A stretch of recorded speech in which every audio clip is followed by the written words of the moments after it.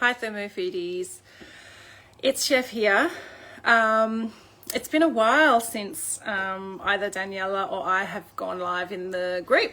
So the first time in a while is always a little bit like nerve-wracking. So sorry if I've fumbled over my words and things like that. And I will endeavor to download this video and post it also on YouTube so that it's easy to find.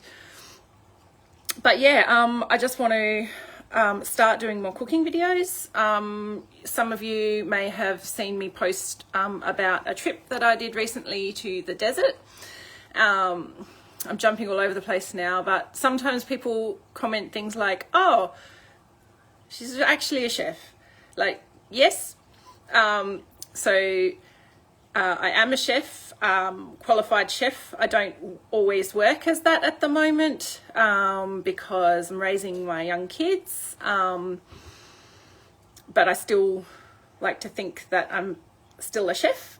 And yeah, recently I went to with a charity into the really remote communities in the middle of Australia and did some cooking classes with the school kids, which and then we did catering for a really big event, and that's really inspired me to firstly like feel like a chef again, secondly to I remembered just how much I love teaching and how much I love cooking. Anyway, I'm just blabbing on, but I'm doing it sort of partly for a reason because I have a pan heating up. So now it's nice and hot. So what I just wanted to show you, so we don't have a published lamb shanks recipe, but if you search the group for shanks, you'll find at least 3 that Daniela and I have posted over the time where we've just made it and just sort of documented it. Basically, I'm going to turn this down now, I've made it too hot. If you were at chef school, one of the first things that you would learn is how to do a braise. Now, the only thing that's different with what I'm going to show you is that if you were doing this the traditional way that they would teach you is you would dust the meat in flour, and that's it. And because then the flour cooks off in the fat in the pan, and then eventually the flour thickens the sauce. So the only difference between this version of lamb shanks and a traditional cookery version would be that the sauce will be not quite as thick at the very end, and that's all. So this is the same method if you were doing osso buco, basically any of the really slow cook cuts. This is the method. So I'm going to show you now. So I've preheated my oven to 150. I have a pan. I'm going to cook it in this pan here. I could brown it in this pan, but these pans, they don't, so this is a cast iron pan with the porcelain coating. It's not an expensive one, it's an Aldi one, and it's fantastic. I absolutely love it. It's the Crofton brand. So if you see those come up at Aldi, they're really good. All right. So I've got some lamb shanks here. I'm going to show you a little plastic cap on there to stop it poking through the bag when you buy it. There's one on there too. They've all got them. I'm just going to get rid of those. I've just opened these up from the bag. You'll notice these are quite skinny. These are the ones that you will always find in the shopping centres. So these are the not four quarter, but they're the front legs. And if you ever see the ones that are like got that massive bulge, and that's the back leg, and they're great for like you know, sharing, roasting, stewing, where you're going to take all the meat off. So what I'm doing is I'm just going to spread them out. And I always revert to my sort of, I'm just going to bring this a bit closer, the seasoning that like I tend to revert to is really simple. So it's salt. Even if I'm not doing the any sort of curry, I just love a bit of ground cumin. Paprika, not the smoky one, just the regular Hungarian or sweet or whatever it's called, just so long as you don't buy the smoky one for this, unless you want a smoky flavour. And some pepper. And that's it. That's what I love as my basic seasoning. I'm going to repeat that on the other side, but what I'm going to do while I do that is I'm going to chuck the first two in the pan. So this pan I got super hot. I'm not really going to need any oil because there's enough fat on there that it's going to start melting straight away. Now I'm just going to season. So I often do this. I often season the other side once it's in the pan because it just saves time, doesn't it?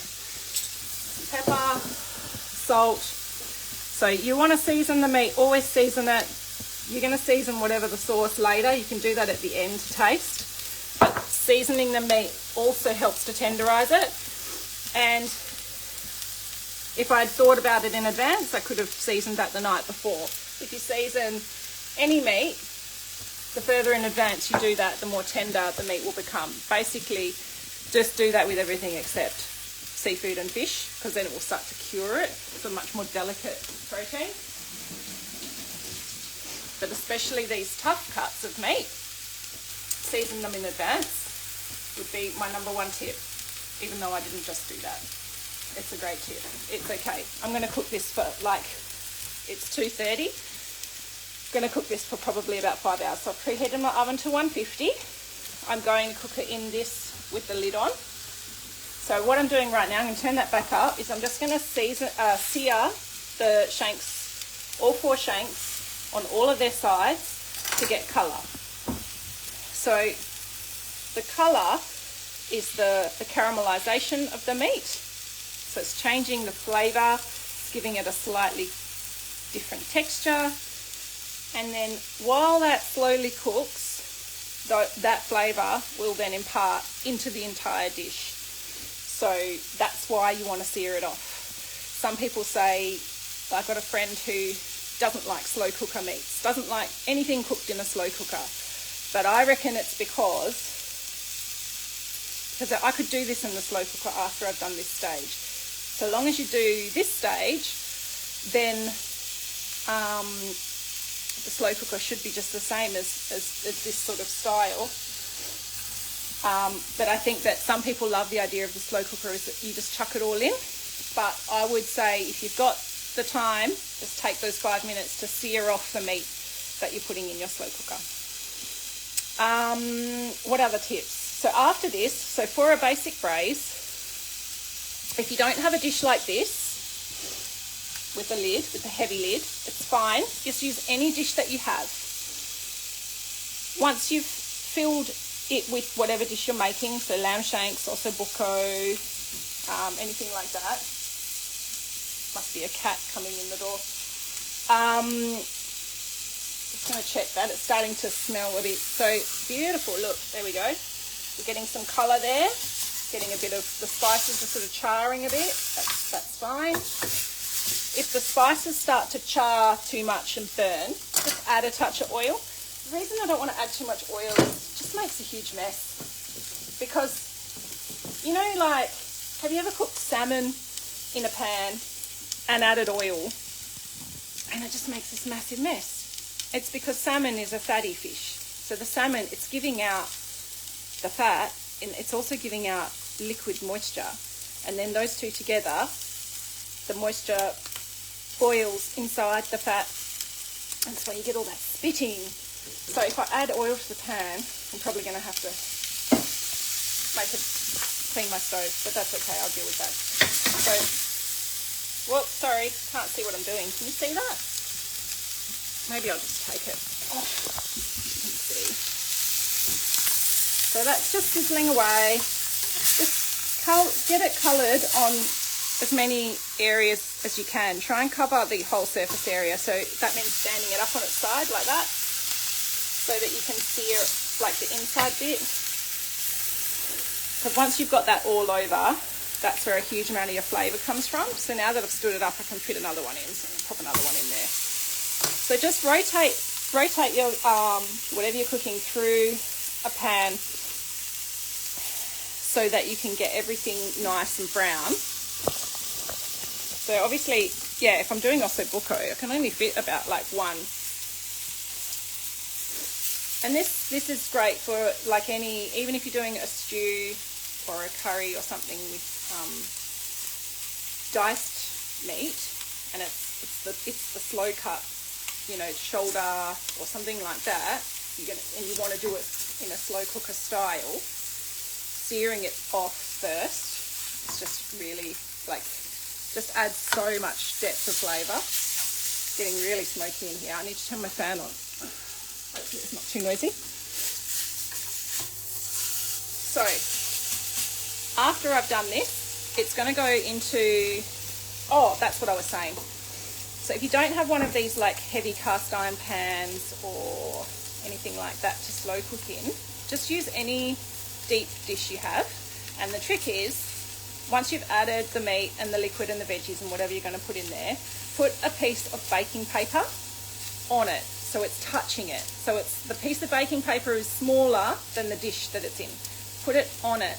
I do this, this is a great tip for cooking lots of things. You can even do this if you're cooking in a pot. You make a cartouche, which is a round piece of baking paper. So you want the baking paper smaller than, just turning these over while I talk to you. So if I can even do it in here, let me show you, because it's a great tip to do anytime. So instead of jumping all over the place, sorry, this is really fragmented. My speech is very fragmented today. So you cut it square. If you're doing it in a pot or a dish like this, take a piece, fold it in half again the other way. Now you've got a square again. To the folded centre, fold it in half diagonally, and then again. So it's like you're creating like a funnel shape. And then the centre that's got all the folds, move this down. So this is called a cartouche. Oh,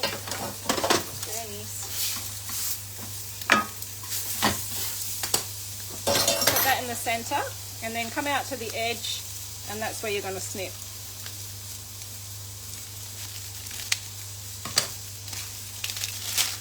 And then you have a circle, right? So when that's finished, I'm going to sit that on, so it's actually resting on the meat, on the liquid and everything, and it creates like an even tighter seal on the steaming and condensation. And I find when I do this, I don't get that overflow out the side of the lid and things like that. So then once you've got your cartouche on there, it's simple. You just add your lid, and if you don't have a lid, you add alfoil.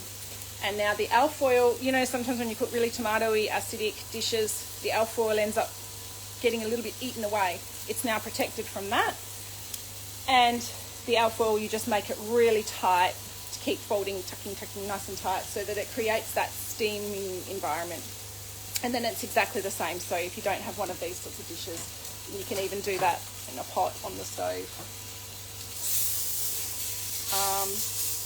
So yeah, so what I'm going to add to this is, I think I've talked for too long. What I was going to do is show you how, when I cook this type of dish, I use the Thermomix sort of like a second hand.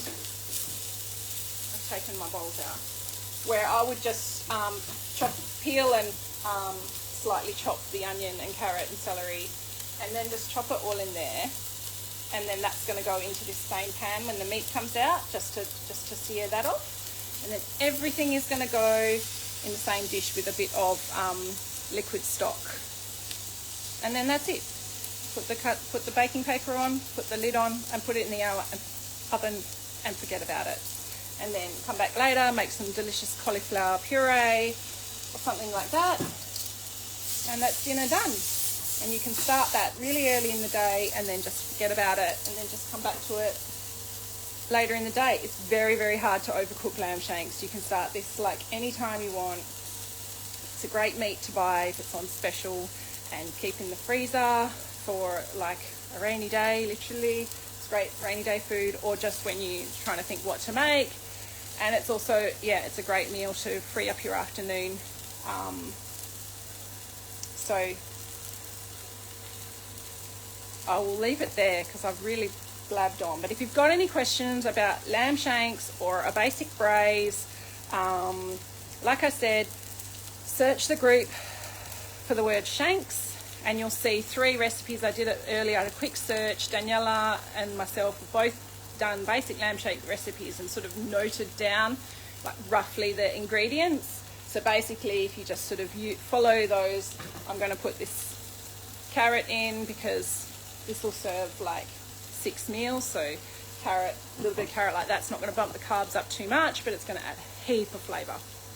Lots of celery, lots of onion. All right, I'll cut it short, but yeah, if you've got any questions about braising or lamb shanks or slow cut meats, pop them in below and I will come back and answer them. Thanks for watching.